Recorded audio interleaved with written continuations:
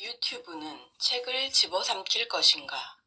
삶을 위한 말귀, 문해력, 리터러시. 김성우, 엄기호. 리터러시는 문식성, 문해력, 리터러시 등으로 다양하게 번역되어 사용되고 있다. 개별 학문 분과나 전문 분야별로 선호하는 용어가 다르기에 이들을 칼로 무베듯 구분하여 사용하는 것은 사실상 힘들다. 본 대담에서는 전통적인 문자 기반 정보 이해 및 활용, 소통 능력을 가리킬 경우 문해력을, 문자뿐 아니라 이미지, 영상 등의 매체 이해 및 활용 능력을 포괄할 경우에는 리터러시를 사용한다.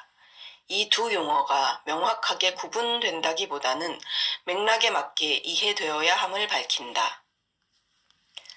세계를 텍스트로 여기기 시작했다는 것을 근대성의 관점에서 봅시다. 그때 읽는 사람은 주체이고 읽히는 대상, 즉 세계는 수동적인 존재가 됩니다. 그 자체로는 의미가 없고 자신을 텍스트로 다루면서 읽어주는 사람, 즉 독자가 나타나야 비로소 존재할 수 있게 되는 것이죠. 이런 점에서 독자야말로 근대 사회에서는 주체라고 할 수 있습니다. 독자가 저자만큼 중요하죠. 나중에 말할 기회가 있겠지만 이 시대의 가장 큰 문제 중의 하나가 독자가 사라지고 있다는 것 아니겠습니까? 모두 다 독자가 아니라 저자이기를 바랍니다. 독자가 중요한 이유를 다시 강조하면 읽는 행위를 통해서만 세상 만물은 의미를 가지기 때문입니다. 의미를 가지고 존재할 수 있게 됩니다. 그런 점에서 독자는 세계를 가능하게 하는 존재라고 할 수 있겠군요.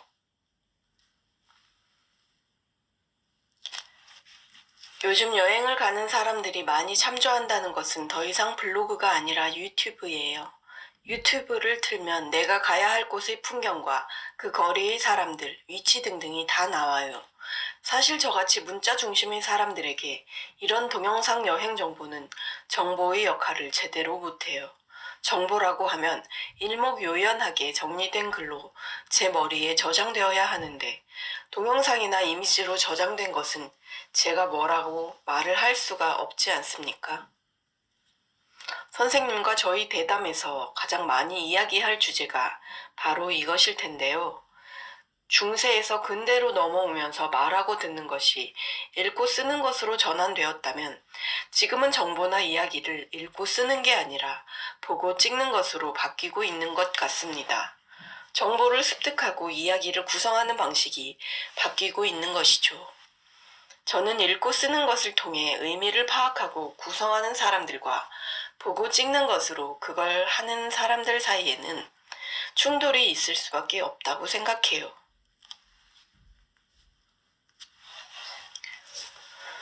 물론 구체성이 있어서는 텍스트가 영상을 따라갈 수가 없어요. 멀티미디어가 세계를 그대로 복사하고 포착할 수 있기 때문인데 이런 건 유튜브가 잘하는 거예요. 예를 들면 신발끈 묶는 법, 레이업 슛 하는 법, 뜨개질 하는 법 같은 것들은 아무리 말로 해봤자 영상으로 보는 게 100배 낫습니다. 하지만 추상적 개념을 매개로 하는 사육, 예를 들어 존재라든가 과정, 관계, 사랑, 자유, 평등 이런 것들을 개념화하고 이를 체계화해서 사유의 틀, 나아가 이론을 만들고 소통하는 것은 영상으로 하기가 굉장히 힘들죠. 이 대목에서 사람들은 영상도 잘 만들면 철학 교과서가 되고 과학서가 될 수 있지 않는가라는 질문을 던지곤 해요. 텍스트가 할 수 있는 일을 영상도 훌륭하게 해낼 수 있다는 거죠. 그런데 잘 생각해보면 그런 경우는 영상 매체를 만드는 데 있어서 글이 녹아 들어간 경우로 봐야 합니다. 쉽게 말해 스크립트를 써서 완성도 있는 영상을 만든 거예요. 글이 기반이 된 영상 매체인 것이죠. 왜 그걸 책으로 읽어 복잡하게 영상으로 잘 나와 있으니까 영상을 보면 되지 라고 하는 사람이 있을 텐데 그 차이를 간과하는 거죠.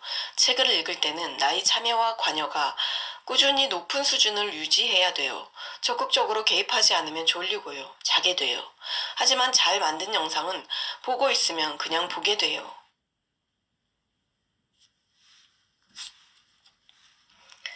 텍스트가 사유를 촉진하는 방식과 영상이 사유를 촉진하는 방식이 다르다고 말씀드렸는데 미디어가 변화시키는 건 결국 몸이 아닐까 싶어요. 매체의 사용이 몸의 일정한 움직임을 만들고 이것이 쌓이면서 몸의 반응 패턴으로 자리 잡는 거죠. 학생들이 영상에 빠져드는 시간은 비교적 짧아요. 펭수 비디오를 보기 위해 많은 준비가 필요하진 않죠.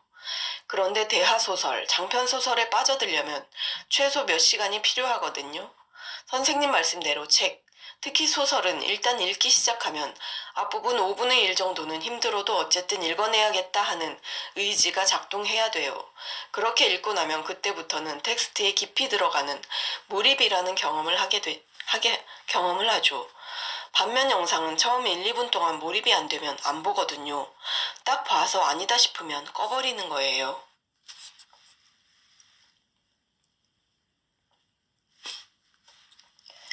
유튜브에는 깊이 있는 논의나 강연 영상도 있지만 기본적으로는 짧은 영상이 많아요.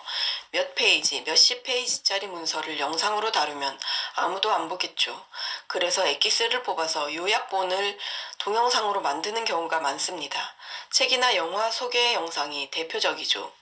특히 한 주에 몇 번씩 업데이트되는 콘텐츠는 호흡이 짧은 경우가 많습니다.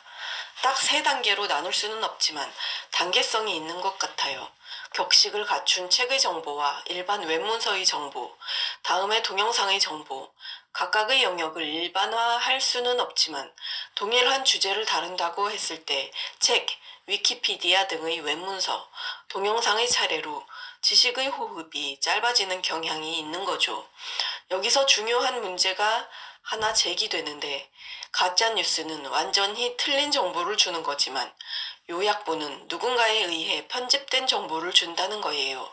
가짜라고 볼 수는 없지만 굉장히 주관적으로 요약될 수밖에 없어요.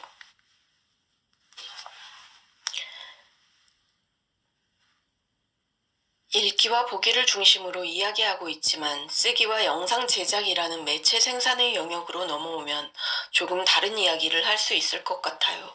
제가 학부모들께 종종 받는 질문 중 하나가 글을 다루는 능력이 언제까지 중요할까요? 거든요. 쉽게 답하기 힘든 질문이죠.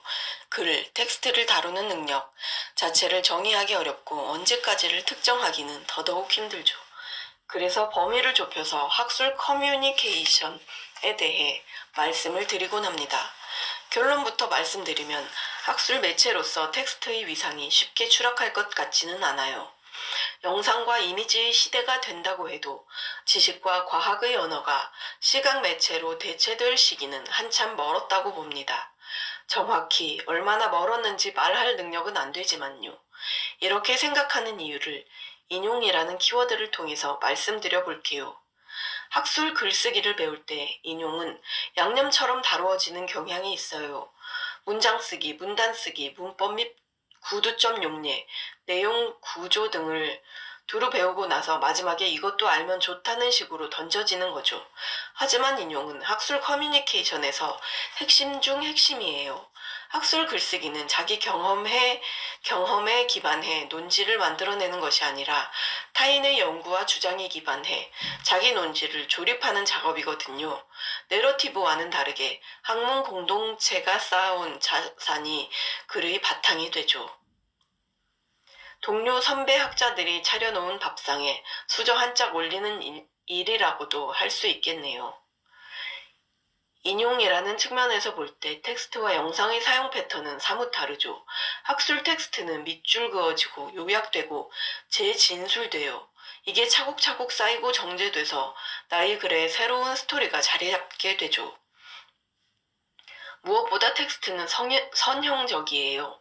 논문 50개를 요약해 하나의 글로 만든다고 해도 최종 산물은 선형적 텍스트죠. 워드 프로세서로 말끔하게 편집할 수 있어요. 이런 면에서 텍스트는 해체, 변형, 재조립, 재구조화에 매우 적합한 매체입니다. 알면서 안 하는 것이 문제라고 생각한 게 아닙니다. 오히려 반대로 실천하지 못하는 것은 제대로 알지 못하는 것이라고 생각했습니다. 따라서 알문, 곧 다룸의 문제가 되는 것입니다.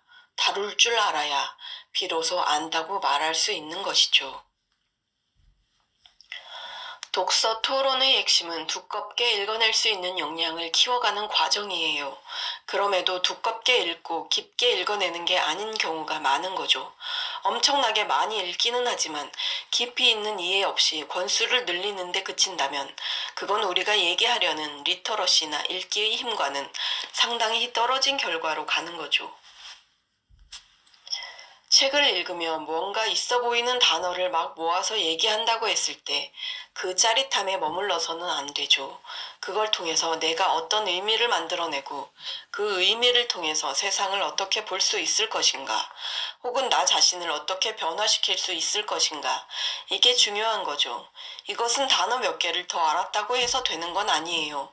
그걸 내 안에서 소화시키고 오랫동안 숙성시켜서 내 삶을 혹은 타인의 삶을 이해할 수 있고 어떤 상황을 다룰 수 있는 그런 개념들로 바꿔나가야 된다고 생각하거든요. 화려한 어휘와 수사가 해줄 수 있는 일이 아닌 거죠. 그래서 때로는 담백한 말들이 사람을 더욱 깊이 감동시키는 것 같고요.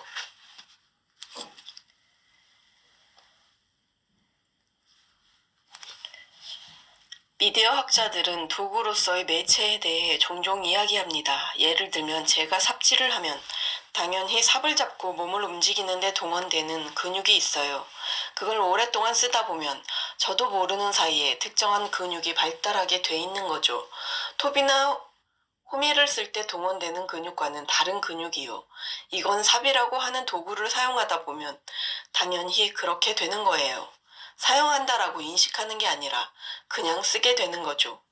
미디어도 마찬가지인 듯해요.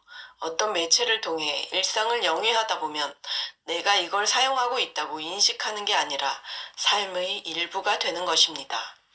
지각, 인지, 정서의 자연스러운 부분이 되는 거죠. 그렇게 자연스러운 생활의 일부가 되기 전에 내가 이걸 사용할 때 어떤 장점과 단점이 있는가, 위험은 뭐고 얻을 수 있는 것은 무엇인가, 이 양날의 검에서 양날을 다 알 수 있어야 한다고 생각합니다.